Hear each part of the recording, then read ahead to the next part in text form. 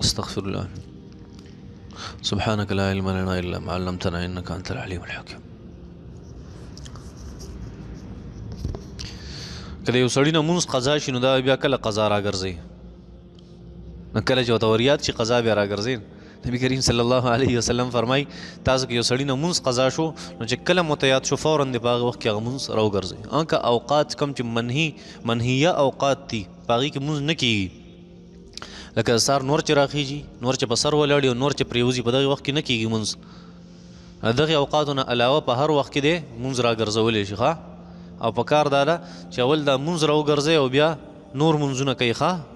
مخکې دغه مونځ راګرځول پکار دي. زما د یو ماشوم خېټه خرابه ده او نه ټیک کېږي، څه علاج یا څه وظیفه وښایه. علاج خدا د احادیثو مبارکو کې چې راځي دا مسله ډېرو خلکو ته ده، ډېرو خلکو ته د ماشومانو باندې دا قید دست لګېدلي دي که نه او ټیک کېږي نه. احادیثو مبارکو کې چې کوم علاج د دې راغلی دی هغه دا دی چې نبی کریم صلی الله علیه وسلم له صحابي راغی، یا رسول الله وایي زما د ورور خېټه خرابه ده. نبي علیه السلام ورته وفرمیل شهد وله ورکه ګبین. هغه په سبا له بیا راغی، یا رسول الله خېټه ټیک نه شوه. نبي علیه السلام په دریم ځل ولیږو چې په دریم ځل لاړ شه څه وکړه. په درېیمه ورځ اول ځل، دویم ځل، دریم ځل، په درېیم ځل هم هغه راغی، یا رسول الله زما د ورور خېټه ټیک نه شوه. نبی علیه السلام ورته وفرمیل ستا د ورور خېټه دروغ وایي، زما د رب قرآن صحیح خبره کوي، رښتیا وایي. قرآن مجید کې الله جل شانو ذکر کوي، تقریبا سورې نحل کې الله جل شانو فرمایي دی شهدو کې ما شفاک دلی ده، ګبین کې ما شفاک دلی ده، شفا. الله وایي دروغ نه وایي، ستا د ورور خېټه دروغ وایي، زه بیا وله ورکړه چې بیا وله ورکړه هغه ټیک شو. داسې او داسې ډېرو خلکو ته مسله راغله او ما ورته دا علاج وښود او ټیک ټاک شو، خېټه هم نه ټیک کېږي، صحیح شوه ښه. او دویمه دغه علاج او وظیفه دا ده چې دې ماشوم ته د قرآن تلاوت اوروه. په دې موبایل کې نه دی چې هر مریض یې که نه دا عادت جوړ کړي ځان له، که هر مرض خو چې انسان بار بار تلاوت اوري دې سره دا مرضونه ختمیږي ښه. دې کې دا کمال دی او دا ساینس وایي، ساینس وایي چې دې سره د قرآن د اورېدو سره ډېر غټ غټ مرضونه الله جل شانو ختموي. ډاکټرانو نن سبا چې ډېر سیریس مریض په کوما وغیره کې بس هلته ورته سیسټم برابر کړی، سورې رحمان ورته اوري بار بار او ډېر خلک په دې سره ټیک شو.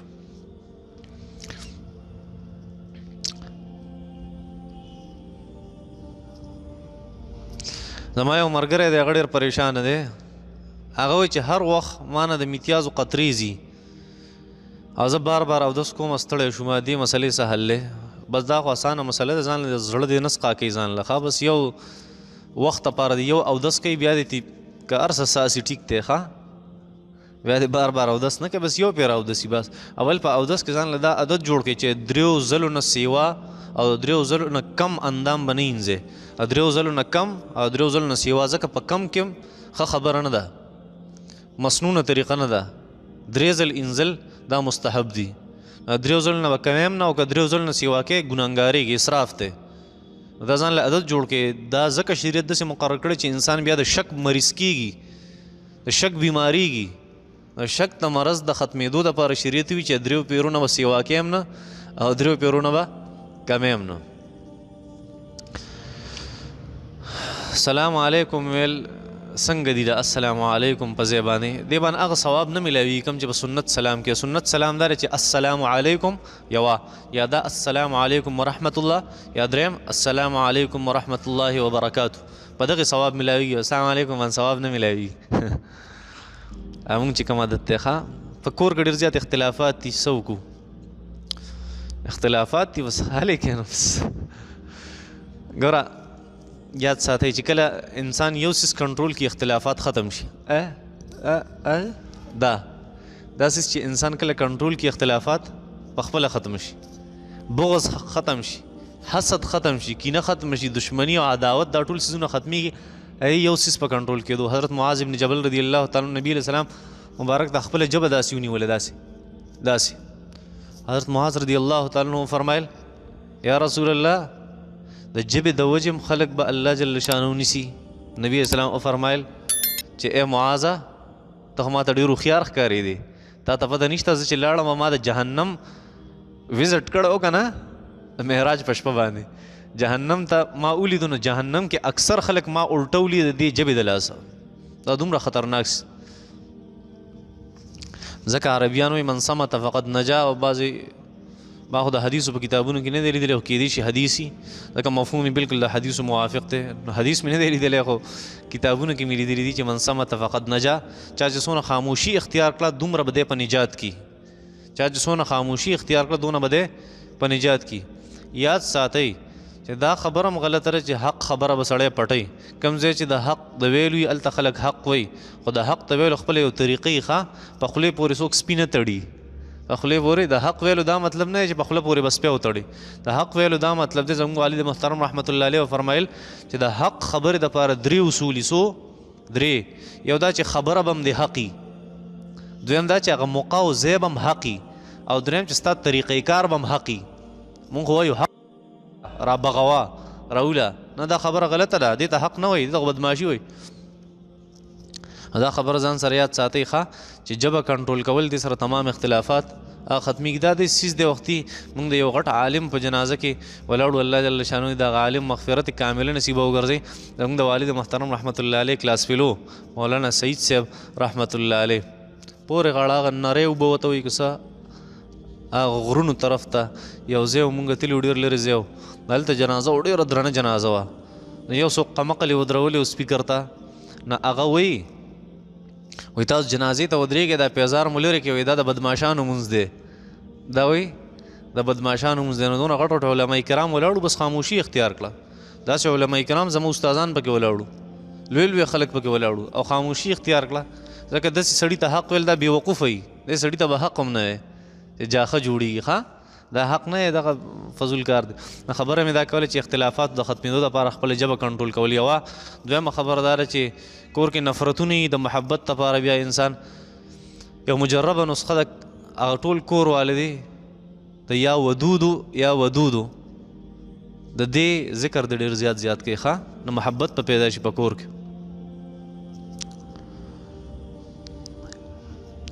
یو فلسفي لیکلی دي چې مسلمانان ښه دا ختنه یعنی سنت دا ماشومان چې سنتوي وایي دا صرف د دې امت خصوصیت دی آیا واقعي دا صرف د دین اسلام خصوصیت دی دا د هغې ورځې نه دا سنت سټارټ شوی د ابراهیم علیه السلام د زمانې نه صرف د دې امت نه دی کتابونو لیکلی دي چې اولنی چې چا ختنه شوی و په کائنات کې حضرت ابراهیم علیه السلام صحیح ده د امت خصوصیت نه دی ښه په امتحان کې یو سټوډنټ هغه نقل کوي او د استاز اجازت هم سره شامل حالي نو شریعت ته اجازت ورکوي که نه نقل کول او نقل ورکول دواړه حرام دي په دین اسلام کې دین اسلام بالکل اجازت نه ورکوي مولانا محمود الحسن دیوبندي رحمت الله علیه هغه به فرمایل چې الامداد والاستمداد کلاهما حرامان فی الامتحان د امتحان په دوران کې چاله نقل ورکول او چانه نقل اغستل دواړه حرام دي وي ځکه دا خیانت ته او خیانت په دین اسلام کې حرام دی ناروا دی دا خو پردی حق ته وی یو سړي به محنت کړي هغه به ننن مې نمبرې والي او ته به نقل به دې کړی 100 به والي څه چل دی وکړو پردی حق دی وکړو دی ونه نو که استاز د هغه مدد هم د سره شامل حالي نو ته چې څنګه ګناهګارېږي په نقل باندې څنګه خیانتګر د استاز هم دغه شان خیانتګر دی ښه نو استادان د دې خبرې ته ډېر خیال کوي چاته نقل پرېښودل دا روا نه دي یو کتاب د هغې مطالعه مې کوله په هغې کې و چې نبي علیه صلات وسلام باندې وحي راغله د وحي په بنیاد باندې نبي علیه صلات وسلام یو ورځ منافقان ټول د جومات نه ایستي وو یو ته نوم اغستی و دا واقعي داس خبره ده او داس بالکل درسته ده منافقان نبی علیه السلام د جومات نه ایستي وو دغه شان در منصور کې علامه سیوطي رحمت الله علیه په خپل تفسیر کې لیکلي دي ښه د علماو نه هم دا خبره اورېدلې ده چې د غیر محرم نه به پرده کې اوس زمونږ په کورونو کې چې کومې ورنداریانې دي نو هغه به زمونږ نه پرده څنګه کوي که نه د هغې نه پرده نه دی کول پکار نه ورنداریان هم غیر محرمه وي د هغې نه پرده کې البته دونه خبره ده چې شریعت دونه اجازت ورکړی علما کرامو په دې خبره فتوا ورکړې ده چې د ورندار دپاره پرده داره چې بس هغه په یو صادر کې اوسیږي او د لیور سره جدا یوازې نه کینی د لیور سره ګپې شپې نه لګوي نور که هغه ترکاري وتک دي روټۍ وتک دي دا څیزونه کوي لکه څنګه په جاینټ فیملیز کې زمونږ په علاقو کې داسې کېږي نو په دې کې څه قباحت وی نشته ښه د دفع د حرج دپاره چې انسانان په تکلیف کې مبتلا نشي یو ورور دی هغه ایله اوس بالغ شو نو چې هغه ته کور ته نه پرېږدي هغه به چېرته ګرځي علماء کرامو دې خبرې باندې فتوا ورکړه چې یاره خیر دی د کمو څیزونو نه چې نقصان جوړیږي هغه کارونه به نه کوي نور خیر دی په یو کور کې اوسېدی شي د ماشوم دپاره که عقیقه لیټ وکړی شي نو روا ده که نه دویم که د یو ماشوم عقیقه کو او موږ په قربانۍ کې دوی سی والو د هغې دپاره نو هغه کیدی شي که نه دریم د نبي علیه السلام په زمانه کې به عقیقه څنګه وه لومبۍ خبره چې عقیقه هغه لیټ کیدی شي که نه شي کیدی نو احادیثو مبارکو کې چې ما کتلي نو هغه اوومه ورځ راغلې ده نور فقهای کرام بیا وروسته علامه ابن حجر اسقلاني رحمت الله علیه په فتح الباري کې په کتاب العقیقه کې په دې باندې یو بحث کړی دی چې ماشوم کله هغه پیدا شي نو د پیدایښت ورځې نه به د ورځې شمارلی کېږي په اوومه ورځ باندې په اوومه ورځ د عقیقه به وکړی شي او په اوومه ورځ د ویښته به ګنجي کړی شي او دغه ویښته دا به ولې بیا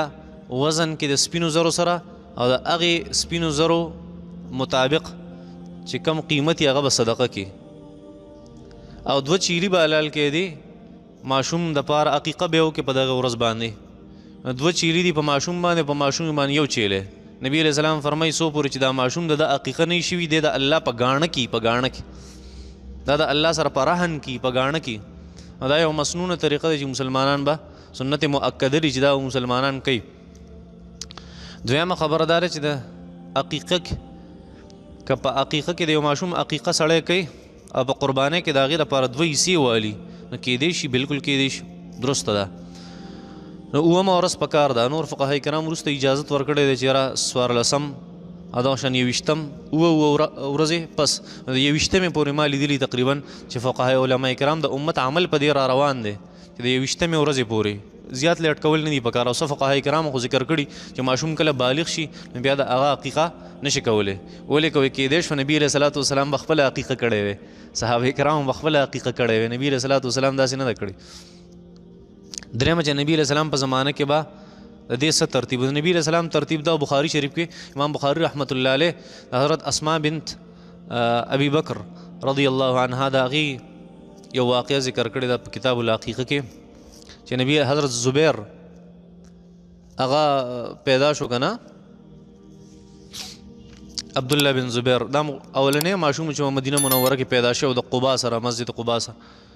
ځکه دوی به خنداګانې کولې د کفارو وایي دا مسلمانان تللی دي مدینې منورې ته هجرت یې کړی دی نو یهودیانو پې هلته سحر جادو کړی دی اولاد نه کېږي نو اولنی دا ماشوم د اسما رضی الله تعالی عنها د هغې بچی وشو نو هغې راوړو نبي کریم صلی الله علیه وسلم ته نبي علیه السلام ځان سره په غېږ کې واغستو او نبي علیه السلام له د برکت دعا وکړه او خولې وله کوله وکړه او نبي علیه السلام خپل لاړې مبارکې وایي دا ړومبی ماشوم چې ړومبی خوراک ته د خېټې ته نبي علیه السلام مبارک لاړې تللی وي او بیا نبي علیه السلام یو کجوره پسته کړه دې ته تحنیک وایي او هغه د هغه ماشوم په خوله کې نبي علیه صلات وسلام بیا نبي علیه صلات وسلام فرمایل د ده نوم دې کېښودی شي او بیا د عقیقې سسټم هغه خو مې ته بیان کړو مخکې نه چې هغه به څنګه کي بل سوال خو نشته وصلی الله تعالی علی خیر خلقه